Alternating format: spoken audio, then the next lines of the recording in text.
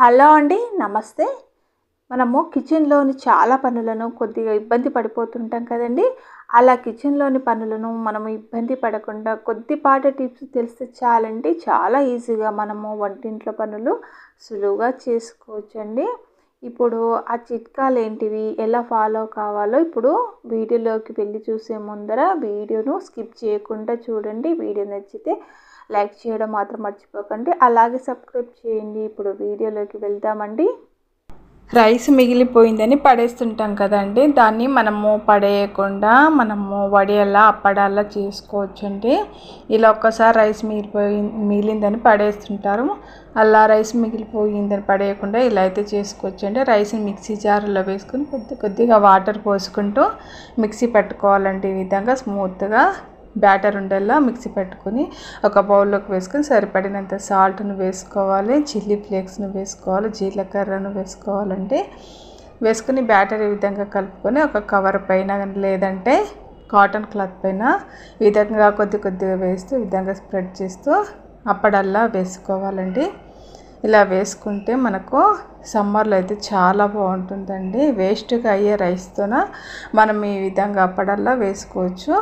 వీటిని ఒక 2 రోజులు ఎండలో ఎండబెడితే చాలా బాగా ఎండిపోతాయండి. ఒక 4-5 గంటల తర్వాత ఈ విధంగా తిప్పివేసి ఒక 2 రోజులు ఈ విధంగా ఎండబెట్టామంటే ఈ విధంగా ఎండిపోతాయండి. మనం వేస్ట్గా పడేసే రైస్తోన మనం ఈ విధంగా చేసుకోవచ్చండి, పడేయకుండా. ఇప్పుడు వీటిని వేయించి చూపిస్తాను చూడండి.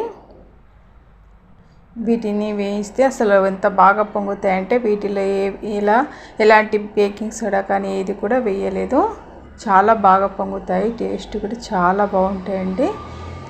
చూడండి, ఈ విధంగా వేసుకోవచ్చు అనమాట. ఈ విధంగా వేస్ట్గా పడేసే రైస్తోన మనము ఈ విధంగా అప్పడాలను వడియాలను ఏదైనా చేసుకోవచ్చండి. చాలా క్రిస్పీగా టేస్ట్గా ఉంటాయి. ఈ విధంగా రైస్ని వేస్ట్ చేయకుండా మీరు కూడా ఇలా చేయండి. మీకు టిప్ తర్వాత నెక్స్ట్ టిప్ వచ్చేసి, మనకు రాగి పాత్రలను క్లీన్ చేయడానికి ఇబ్బంది పడిపోతుంటాం కదండి. అలా కాకుండా ఇబ్బంది పడకుండా ఈజీగా క్లీన్ చేయాలంటే ఇలా చేయండి. ఒక బౌల్లోకి 2 టేబుల్ స్పూన్ల శనగపిండిని, కొద్దిగా పసుపు, కొద్దిగా సాల్ట్ను వేసుకోవాలండి. తర్వాత ఒక 2 టేబుల్ స్పూన్ల నిమ్మరసం వేసుకోవాలి. నేను నిమ్మరసాన్ని స్టోర్ చేసి పెట్టుకుంటానండి. తర్వాత 2 టేబుల్ స్పూన్ల పెరుగుని వేసుకోవాలి. వేసుకుని ఇదంతా కూడా కలుపుకుంటే ఒక పేస్ట్లా వస్తుంది కదా. ఇప్పుడు ఈ పేస్ట్ని మనము రాగి పాత్రల పైన విధంగా కొద్దిగా వేసుకొని రుద్దాలండి. కాస్త ఈ పేస్ట్ని వేసి ఇలా రుద్దితే సరిపోతుందండి. మనకు రాగి పాత్రలే కానీ ఇత్తడి పాత్రలు కానీ చాలా బాగా మెరుస్తాయండి. మనము వీటిని క్లీన్ చేయడానికి అది ఇది పెడుతుంటాం కదా, ఏది పెట్టకుండా చూడండి, కాస్త రుద్ది చూపిస్తున్నాను ఎంత బాగా క్లీన్ అయిపోతాయో. ఈ విధంగా రుద్దామంటే రాగి పాత్రలలో చాలా ఈజీగా క్లీన్ అయిపోతాయండి. మనము ఇలా పాత్రలను శుభ్రం చేసుకోవడానికి ఇబ్బంది పడిపోకుండా ఈ విధంగా అయితే చేసుకుని క్లీన్ చేయండి. చూడండి, ఇంతకుముందు వాటికి ఇప్పటి వాటికి కొద్దిగా నేను క్లీన్ చేసి చూపిస్తున్నాను ఎలా క్లీన్ అయిపోయాయో. ఇదే విధంగా మిగతా వాటిని క్లీన్ చేసుకుని వాష్ చేసుకుంటే సరిపోతుందండి. చాలా బాగా క్లీన్ అయిపోతాయి, మనం ఎక్కువ శ్రమ పడనవసరం లేదు. వీటిని మనము ఇప్పుడే తెచ్చామేమో, కొత్త వాటిలో మెరుస్తున్నాయి కదా, ఇప్పుడే తెచ్చామేమో అనుకుంటారండి, అంత బాగుంటాయి. మీకు కూడా ఈ టిప్ నచ్చితే మరి మీరు కూడా తప్పకుండా ట్రై చేయండి ఫ్రెండ్స్. తర్వాత నెక్స్ట్ టిప్, మనం ఏదైనా డీప్ ఫ్రై చేసుకున్నప్పుడు ఆ డీప్ ఫ్రైకి సంబంధించినంతా కూడా అడుగున ఉండిపోతుంది కదా, ఆయిల్ అడుగున. అలా ఉండిపోకుండా క్లీన్ చేయాలంటే ఇలా చేయండి. ఒక బౌల్లోకి 2 టేబుల్ స్పూన్ల కార్న్ ఫ్లోర్ తీసుకొని వాటర్ అందులో కలిపి ఆ కార్న్ ఫ్లోర్ వాటర్ని ఆయిల్లో వేసి కొద్దిగా మరిగించాలండి. ఈ విధంగా మరిగిస్తే ఈ విధంగా కార్న్ ఫ్లోర్ అనేది ఉడికిపోయి అందులో ఉన్నదంతా కూడా కార్న్ ఫ్లోర్ అంతా తీసేస్తుందండి. చూడండి, కార్న్ ఫ్లోర్కి అంతా వచ్చేస్తుంది, మనకు ఆయిల్ అంతా క్లీన్ అయిపోతుంది అనమాట. ఈ విధంగా మనం ఏదైనా డీప్ ఫ్రై చేసుకునేదంతా కూడా పదార్థం ఉంటే ఈ విధంగా కార్న్ ఫ్లోర్ వాటర్ వేసి కాస్త ఉడికిస్తే మొత్తం కూడా ఈజీగా తీసేసుకోవచ్చు. మళ్ళీ మనకు ఆయిల్ అనేది నీట్గా క్లీన్ అవుతుందండి. మరి మీకు కూడా ఈ టిప్ నచ్చితే మరి మీరు కూడా తప్పకుండా ట్రై చేయండి ఫ్రెండ్స్. తర్వాత నెక్స్ట్ టిప్ వచ్చేసి, మనము చపాతీలు చేసుకుంటాం కదండి. మామూలుగా చపాతీలు చేసుకుంటున్నప్పుడు విధంగా రోల్ చేసుకుంటున్నప్పుడు మధ్య మధ్యలో మనము పొడి పిండిని వేస్తుంటాము. చీటిక మాటికి ఇలా తీసుకొని పొడి పిండిని వేయాల్సి వస్తుంది. ఇలా వేస్తూ చేస్తుంటే మనకేమవుతుందంటే టైం అనేది కాస్త తీసుకుంటుంది కదా. అలా కాకుండా పొడి పిండిని చాలా తక్కువ టైంలో వేయాలంటే ఈ విధంగా ఏదైనా ఖాళీ బాక్స్ ఉంటాయి కదా, లేదంటే వాటర్ బాటిల్స్ ఉంటాయి కదండి, వాటినైనా తీసుకున్నా సరేనండి. మీకు ఏది అవైలబుల్గా ఉంటే వాటిని తీసుకోవచ్చు. తీసుకొని ఈ విధంగా క్యాప్కు హోల్ చేసి అందులోకి విధంగా పొడి పిండిని వేసుకోవాలండి. వేసుకొని మళ్ళీ క్యాప్ని విధంగా పెట్టుకొని మీరు మళ్ళీ మామూలుగా ఈ విధంగా చపాతీని రోల్ చేసుకుంటున్నప్పుడు ఈ విధంగా కొద్ది కొద్దిగా పొడి పిండిని చల్లుకుంటే సరిపోతుందండి. మనము తీసుకొని వేసుకోకుండా ఈ విధంగా పొడి పిండిని కాస్త ఫాస్ట్గా వేసుకుంటూ చపాతీలు అనేది త్వరగా చేసుకోవచ్చు అనమాట. మనకు కాస్త టైం అనేది సేవ్ అయిపోతుంది అనమాట, ఇబ్బంది పడకుండా. చాలా ఈజీగా ఎన్ని చపాతీలైనా తక్కువ టైంలో ఇలా చేసుకోవచ్చు ఫ్రెండ్స్. మీకు కూడా ఈ టిప్ నచ్చినట్లయితే మరి మీరు కూడా తప్పకుండా ట్రై చేయండి ఫ్రెండ్స్. తర్వాత నెక్స్ట్ టిప్ వచ్చేసి వెల్లుల్లిపాయలు మనము వల్చాలంటే తక్కువ టైంలో కర్రీలోకి కావాలంటే ఇబ్బంది పడిపోతుంటాం పొట్టు రాక. ఈ విధంగా పొట్టు రాకుండా వెల్లుల్లిపాయలు ఇబ్బంది పడేవాళ్ళు ఈ విధంగా అయితే ట్రై చేయండి. వెల్లుల్లిపాయలను తీసుకుంటాం కదా, వాటిని మధ్యలోకి ఇలా కట్ చేయండి ఫ్రెండ్స్. నేను చూపిస్తున్న విధంగా ఇలా కట్ చేస్తే చూడండి లేయర్ అనేది పొట్టు అనేది చాలా ఈజీగా వచ్చేస్తుంది. మీకు ఎన్ని కిలోల వెల్లుల్లిపాయలు పొట్టు అయినా సరే ఈ విధంగా కూడా తీసేసుకోవచ్చు. మీరు అర్జెంటుగా కర్రీలో కావాలంటే ఈ విధంగా ఫాస్ట్గా కట్ చేసి వెల్లుల్లిపాయ పొట్టును తీసేసి మీరు కర్రీలోకి వాడుకోవచ్చు. పొట్టు అనేది చాలా ఈజీగా వచ్చేస్తుంది. పొట్టు రాక మనము వంట చేసేటప్పుడు ఇబ్బంది పడిపోతుంటాం కదా, అలా ఇబ్బంది పడకుండా ఇలా అయితే కట్ చేసి తీస్తే దాని మీద ఉన్న పొట్టు అనేది ఈజీగా వచ్చేస్తుంది ఫ్రెండ్స్. ఇదే విధంగా ఎన్ని వెల్లుల్లిపాయల పొట్టు అయినా మనం ఈజీగా తీసేసుకోవచ్చు అనమాట. ఈ టిప్ కనుక నచ్చినట్లయితే మరి మీరు కూడా తప్పకుండా ఈ టిప్పును ట్రై చేయండి ఫ్రెండ్స్. తర్వాత నెక్స్ట్ టిప్ వచ్చేసి మనము మన హెయిర్ షైనింగ్గా ఉండాలంటే ఇలా అయితే ట్రై చేయండి ఫ్రెండ్స్. మనము అన్నం వంచుకుంటాం కదా, అన్నం చేసుకున్నప్పుడు గంజి వస్తుంది కదా ఫ్రెండ్స్, ఆ గంజిని పారవేయకుండా ఇలా చిక్కటి గంజిని మీకు ఎంత కావాలిస్తే అంత హెయిర్కు సరిపోయినంత గంజిని తీసుకుని కొద్దిగా షాంపూని అందులో వేసుకోవాలి. నేను ఇక్కడ క్లినిక్ ప్లస్ని వేస్తున్నాను. మీరు ఏ షాంపూ వాడితే అదే షాంపూని తీసుకుని ఆ గంజిలోకి వేసి మామూలుగా మీరు షాంపూ ఎలా చేసుకుంటారో అదే విధంగా చేస్తే మీ హెయిర్ అనేది చాలా షైనింగ్గా ఉంటుంది. అలాగే హెయిర్ అనేది రాలిపోకుండా జుట్టు అనేది ఒత్తుగా పెరుగుతుంది ఫ్రెండ్స్. చాలా బాగుంటుంది. హెయిర్ అయితే షైనింగ్ అయితే చాలా బాగుంటుంది ఫ్రెండ్స్. జుట్టు కూడా ఊడిపోకుండా హెయిర్ గ్రోత్ కూడా పెరుగుతుంది అనమాట. చాలా బాగుంటుంది. మీకు ఈ టిప్ నచ్చితే తప్పకుండా ట్రై చేయండి ఫ్రెండ్స్.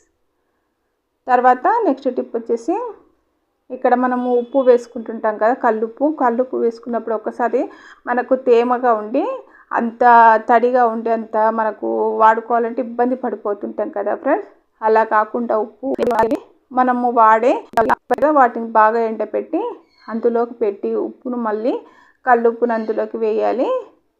వేసుకుంటే మనకు ఉప్పు అనేది తేమతో లేకుండా తడి లేకుండా పొడి పొడిగా ఉంటుందన్నమాట. మీరు ఎంత ఉప్పు అయినా వేసుకున్నా ఇన్ని రోజుల నుంచినా కూడా ఉప్పు అనేది మనకు తేమ లేకుండా పొడి పొడిగా ఉండి మనము వంట చేసేటప్పుడు ఇబ్బంది పడిపోకుండా మన పనులు అనేది చక్కగా చేసుకోవచ్చు ఫ్రెండ్స్. ఇలా మీరు ఎంత కేజీల ఉప్పు వేసినా తడి లేకుండా పొడిగా ఉంటుంది.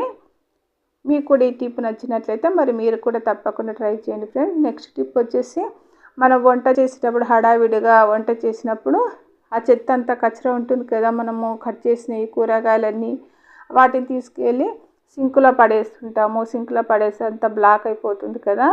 అలా కాకుండా ఉండాలంటే ఇలాంటివి ఏదైనా ప్లాస్టిక్ డబ్బాలు తీసుకొని నేను చూపించిన విధంగా అడుగు బాగాన సైడ్లోకి హోల్ చేసుకొని ఈ విధంగా థ్రెడ్ అనేది కట్టేసుకోవాలి ఫ్రెండ్స్.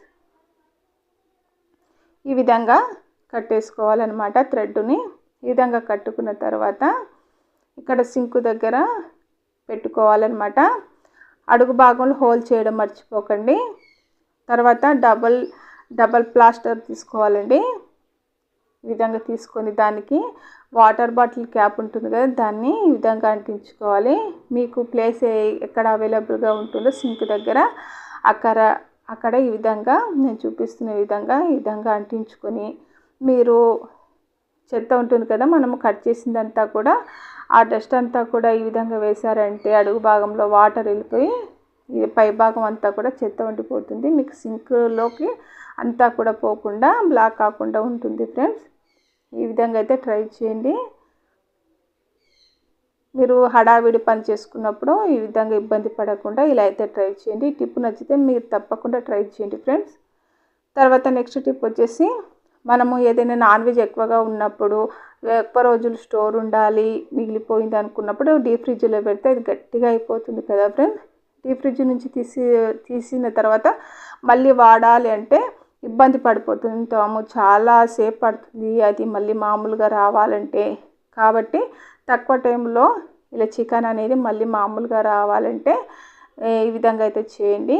కల్లుప్పు ఉంటుంది కదా, లావుపు, దాన్ని ఈ విధంగా ఏదైనా సరే ఫిష్ కానీ చికెన్ కానీ ఏదైనా సరే వాటిపైన ఈ విధంగా కల్లుప్పును వేసుకుని ఒక 10 నిమిషాలు అలాగే వదిలేసామంటే చూడండి చికెన్ అయితే అంత మళ్ళీ మామూలుగా వచ్చేస్తుంది. వీటిని మళ్ళీ మనం వాష్ చేసుకున్న సరేనండి, ఉప్పు ఉంటుంది కదా, వాష్ చేసుకుంటే ఇంకా బాగా క్లీన్ అయిపోతుంది అనమాట. ఇక్కడ నేను ఒకసారి వాష్ చేసి చూపిస్తున్నాను. ఈ విధంగా వాష్ చేసి మళ్ళీ మనము చేసుకోవచ్చు అనమాట. ఈ టిప్ కనుక మీకు నచ్చినట్లయితే మరి మీరు కూడా తప్పకుండా ట్రై చేయండి ఫ్రెండ్స్. ఈ టిప్స్ అన్నీ మీకు నచ్చినట్లయితే తప్పకుండా మీరు కూడా ట్రై చేసి ఎలా వచ్చినా కామెంట్ చేయండి ఫ్రెండ్స్. అలాగే షేర్ చేయండి. వీడియో నచ్చితే మాత్రం తప్పకుండా లైక్ చేయడం మర్చిపోకండి. అలాగే సబ్స్క్రైబ్ చేయండి. Thanks for watching.